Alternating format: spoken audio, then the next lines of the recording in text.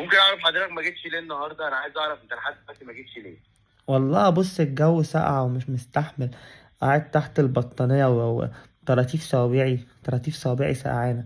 يرضيك اجي الشغل طراطيف صوابعي شغالة معمولة؟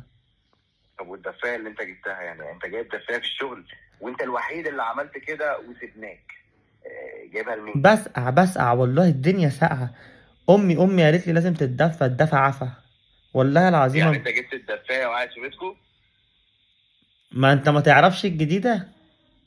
قول الجديد. ما انا ماما جابت لي دفاية تانية. بص ايه ده، تصدق ده انا دي وقعت مني في الارض مش مستغطي بيها.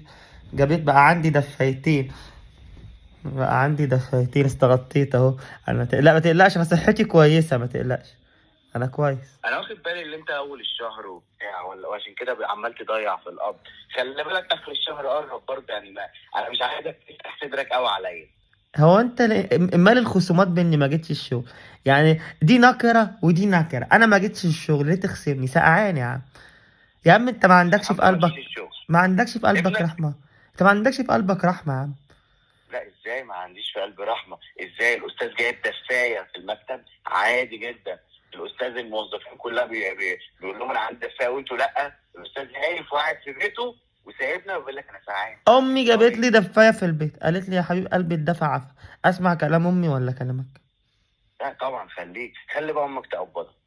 يا عم ايه مال دي بدي؟ انا نفسي افهم انت ليه بتده. ليه انا بقول لك انا بقى اهو. خلي امك تقبض، مش انت خدت قبضك كامل اول مره تحصل؟ فانت تقريبا مبسوط اول مره تشوف مبلغ. يا عم انت ليه كل حاجة بتدخلها في الفلوس؟ ما تعاقبني انا. انت ما بتجيش الا بالفلوس. شوف لما اخصم لك تيجي تشتغل. يا عم الجو ساقع والله حرام هيجيلي برد. انت جاي ولا مش جاي؟ ولا اخر كلمه بقى. تصدق بالله لا اله الا الله. انا نفسي اطلع من تحت الدفاية الجديدة واجي، بس والله العظيم ما مستحمل. والله لا انت العظيم. مش جاي. يا عم والله ما تحسبهاش كده، احنا عايز. طب ما تعتبرني زي ابنك، وانت ابنك لو قال لك انا مش جاي انا النهارده. ابني قاعد في الشغل نفسه، انا وهو قاعدين في الشغل متلجين ومش جايبين دفايه، وانت يا موظف. يا لا موظف ايه، انت يا صاحب المكتب يا صاحب الشركه يا اجمد حد في الكون، جايب دفايه وسايبها في المكتب وقاعد في بيتك. يعني ابنك جه؟ اه ابني جه. ده اكبر دليل ان انت قاسي وان انت مش قلبك حنين. عارف انت لو حنين كنت تقول له ما تجيش يا حبيب بابي، الجو النهارده ساقع. ونقفلها طيب، الناس ما ناكلش خالص، ما نقبضش حد مش خلاص. مشكله، لا ما نقفلها انما نقبض عادي. اه نقبض يعني، طب نقبض من جيبي بقى. طب ما تديني النهارده بالله عليك، بالله اعتبره زكا.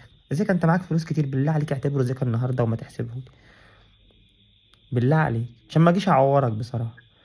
تعمل ايه؟ ما تقول في ايه؟ تقول ما ايه؟ عشان ما يا بحبك احلى مدير في الدنيا بالله عليك والله عليك والله. ده انت راجل رمه، ده انت رمه طيب رمه. معاك حبيبي ساعه. بحبك معاك ليه؟ ساعه. معايا ساعه واعمل ايه؟ ساعه بالظبط من دلوقتي هتيجي. معايا ساعه ايه؟ الشبكه حضرتك وحش. الو انت راجل ظالم، اقسم بالله الشبكه قطعت عادي عشان انت راجل ظالم، كنت عايز تشتم اكيد. طوع عليك. انت راجل رمه يا رمه. يا رب ما يكون سامع. قفل السكه في وشي. يا لهوي، ده انا هتشالوح.